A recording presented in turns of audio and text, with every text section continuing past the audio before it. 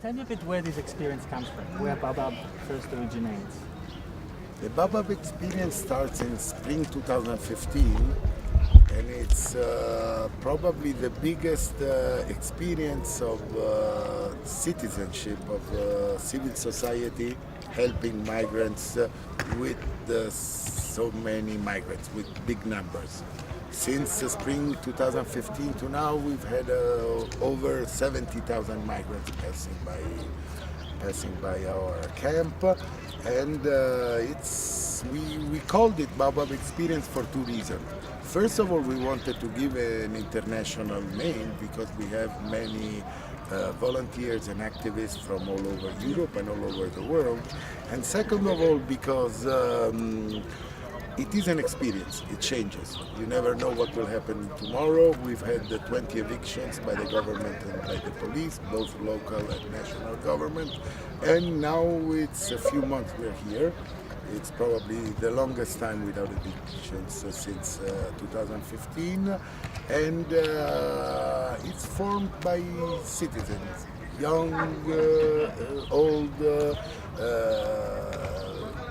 employees. There's every kind of citizen. Despite this precarious status, the camp seems to be extraordinarily well organized. Coming here, I saw a poster that presented the program of language classes, psychological aid, food delivery. How does the camp actually operate in practice? Well, we have some groups of volunteers who are specialized in a particular activity. For example, we have a legal team, a medical team. There is people working with food, people dealing with clothes distribution, and we try to organize our activities the best as we can. But we know we are all volunteers. We all have another life, another job, something to do elsewhere. And despite all of that, we can manage this situation in a way that I think has given good results in 2 years, because more than 70,000 people came here, and they are still coming every day, because you know people is still arriving to Italy, and everyone arrives to Italy has to pass from Rome somewhere. And we have a big help from this town. There is still solidarity in Rome. There is solidarity in Italy, despite the kind of stuff you can read on newspapers or on TV. There is still a huge number of people who want to help us, and this is the only reason we still can manage a situation like this. The camp is entirely run by volunteers, and how does it happen that someone comes and becomes engaged? For instance, what's your story? I came here one afternoon just trying to see how I could help, and I heard about this language classes in Italian and in English, and I thought it could be useful for migrants to learn English, but also like specifically we made a glossary of sentences and words that could help them once they travel to other countries, for example Germany, Austria, Sweden, Switzerland, whatever. If they don't have the legal help or someone that could translate for them to take care of themselves. So we're making classes trying to learn Italian or English, but in a specific way. So trying to have fun, but also in a useful way. So beyond just hosting migrants that are passing by or that are in need of protection, there is also a social care that you provide towards these migrants. But what is then the relation that you keep with them once they leave? Is that the end of the story, or do you keep in touch with them? No, I think this is probably the thing I like most about Baobab experience. We create a real relation with the migrants. It's if you see my cell phone, more than half of the contacts I have are some Abdullah, Amin, Ahmed, and I have to write the Nigerian one with the problem in the eye because it's difficult, and we hear them often, and there are some things that happen sometimes that are really make you understand that you're doing the right thing. For example, I was at the People Permanent Tribunal for in Paris with Cédric Herrou a few weeks ago, and with another volunteer here of the camp, Miriam, which is every day here. We were walking à La Chapelle, a neighborhood of Paris, and hundreds of people would have come. I remember I passed by Rome. I was there. I remember that was probably one of the best stops in the whole journey I did. We always have to remember that they come here that from very difficult journeys. That the Libya camps are something that in the year 2018 shouldn't exist. It's torture. It's sexual abuse, it's slavery, it's pain, it's death, and everybody who come here had faced death, either in the sea, either in the desert, either in the camps. And when they come here and they're welcomed by the institution, is not we think, is not the proper way to welcome them. This is the question: why are you doing this work when it would seem that this is the duty of the public institutions, of the state, of the city, to be doing the work you're doing? Because they don't do it, and because we think this is a way to build probably the new Europe. This is a broken system. There is a big hole, and we are trying to fill it somewhere. We do something that should be done by institutions. There is a hole. So there is a gap between the way the institutions react and the way the city that we were mentioning before reacts in terms of the citizens spontaneously coming to be part of the experience. Sure. One of the most absurd things is that twice a day, the local municipality sends a car with two operators coming here and asking us if we have fragile cases. They talk about women, children, and they every day come here twice asking us, okay, we have 4 places in this center, who can you send us? This is totally crazy. That just should not happen. How is the work with cases that might be more difficult than others? For instance, in terms of issues of gender or children, how do you relate to the legal programs of the Italian state, of the European Union, protection programs? What is your role, let's say, in between the official migration legislation and the unofficial welcoming that you provide? Just try to make easier for them to access the legal system. They have no information. When they arrive to a spot, they don't receive any information in their language, for example. They come here in Rome, they do know nothing about their status, their legal condition, their rights. So what we try to do is try to understand every single case, every single situation, try to understand what someone wants to do in his life, which is his project, and try to understand his legal situation, try to help them to access the system. Some of our guys in the legal team do take them to the Questura office to assist them in the discussion of their cases, for example. And without this help, they have no instrument at all. But this is the real value of our job. Try to fill a gap. Try to help them. They have rights somewhere. This is not enough for us, obviously, but they have some kind of right that they do nothing about. We try to help in this way. This is one of the most important. It's a human gap. We always say that the migration, both from the Italian government and the European government, it's ruled with probably with an old idea. So it's numbers, it's statistics, it's difference within one year and the other. They never put the human being at the center of this. It's like if these migrants don't have a name, a family name, they don't have dreams, they don't have a place where they come from and where they want to go, they don't have stories, they don't have their life. While what we try to do is to put their lives on top of the issues, you know? And so even trying to understand, you were asking about gender, you know, it's, we have people who run away from their country because because maybe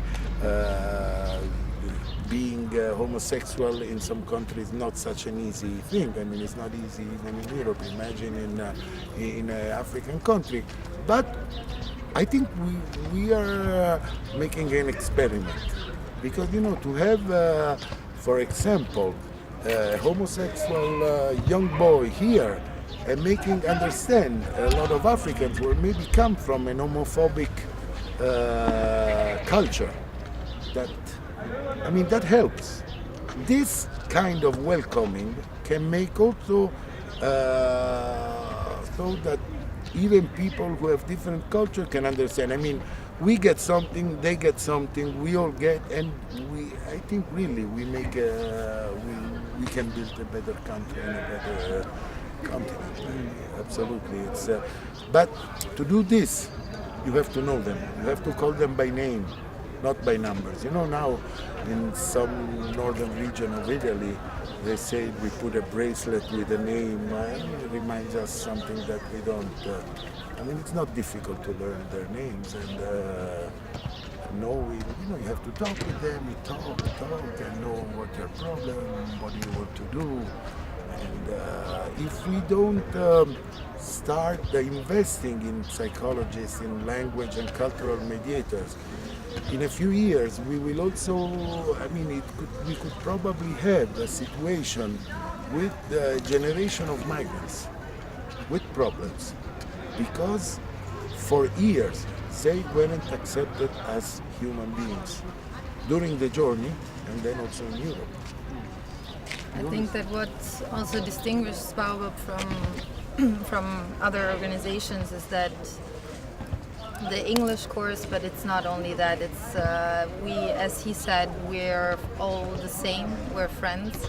We go out in the evening together with them, we show them around Rome, we have tour guides that offer themselves to do guides for free for migrants. We have many associations that welcome us, letting migrants don't buy the ticket, for example, getting in for free. Every Saturday we play soccer and basketball. We do a lot of things, trying also to keep them busy. Is not, I don't know if it's the best way to say this, but they're so, as Andrea said, they have so many issues and trouble in their heads. We hear them sometimes in the night, how they scream or have nightmares because they had a difficult journey on their back. So trying to not let them stay here and alone with their problems and their memories is also what's a bit, I think, is the difference between just giving them food and a place to sleep and being a community altogether. Looking at the official response of the European institutions, of the national institutions towards migration, one might be excused to think that Europeans have lost their souls, they have lost any left sense of humanity. But then one meets an extraordinary number of citizens who are instead on the front line where the states are failing. And from an experiential, sentimental point of view, where did your conviction to come here and help come from? What was that brought you here in the first place? What was this idea of solidarity, or whatever you want to call it? Personally, I came back in September from an experience of 1 year in Tanzania. I volunteered there 1 year in the southern highlands of Tanzania, where the country is the poorest part of the country. And when I came back to Rome, it was like, or to Italy, let's say, I think it's an issue. You can feel it so strongly, and you can't turn around or think that you don't see it, or tell yourself that this is not something that we should all do. And so if the institutions, I mean, it's an issue, but me personally, I don't matter. I wanna do it for myself, and this is what it was. It was natural. It was a natural instinct. So, and I found a piece of home here. So, also for me, it's. So it's a solidarity two ways. Yeah. It's a community for those who pass here, whether they're Italians helping or migrants passing by. We Yeah. receive a lot from this experience. Sometimes we receive maybe more than we manage to give them. But this is a place where I think two big things happen. One is the resistance that all these people is fighting for something that is bigger than their personal job. This is a way to tell Europe that there is a different way to manage the situation. I agree with you. Europe has totally lost its soul. I don't think Altiero Spinelli would be happy to see what Europe has become in these years. We are trying to make a little difference. We are trying to explain that there is another way to do things, that it's possible to resist to a very, very big trend, very strong one. But at the same time, in this place, very little things happen, but are little things that can really change the life of one guy. And many times we fail, but when we succeed, it's very big. And it's a telling coincidence that you're right next to a street named after Altiero Spinelli.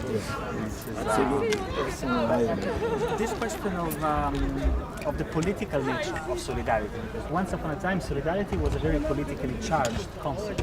Think of class solidarity, which was the basis of the Marxist revolution. And then it became something more private, a question of charity, of individuals helping each other. But today, perhaps we see once again the becoming political of solidarity, and specifically on this issue, to be in solidarity with migrants in the way that you're doing. It's not just a private disposition, but it's a political statement of what should change systemically at the level of Europe and at the level of our countries. Do you see a political role actually for the kind of work you're doing?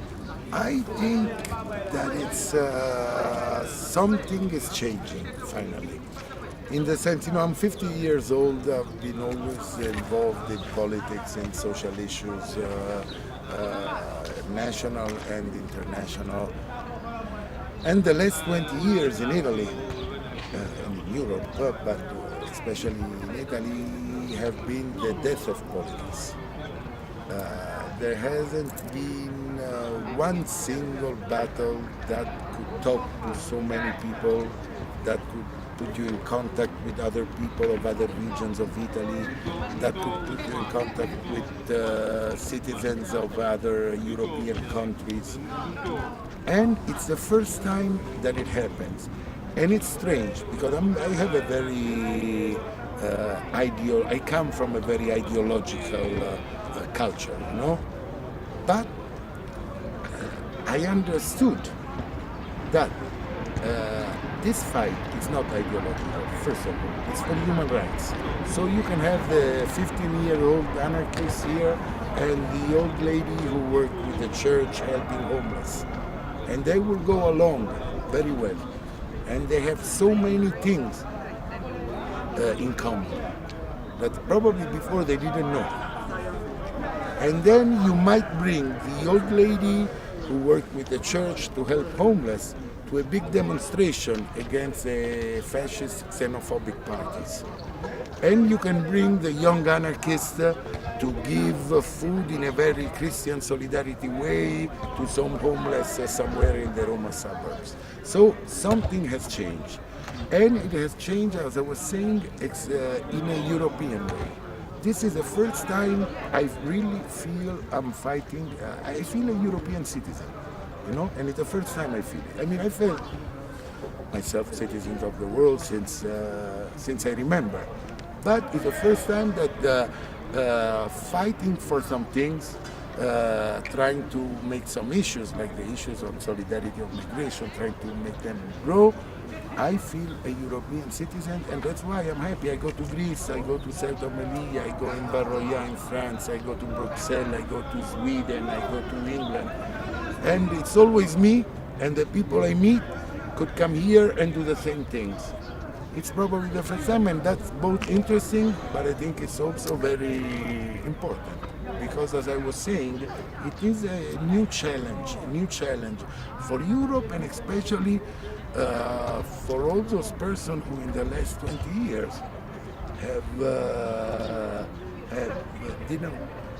don't find anymore the path, you know, to follow, to try to change the situation. Usually my last question, just before we started speaking, there was a meeting of European activists in a tent here in the camp. What is the extent of your relations with other experiences, such as Baobab, in other European countries? What kind of transnational connection is being built? We are trying to create a network. The Baobab experience camp is just one of many situations very similar to this. We are looking at in Europe.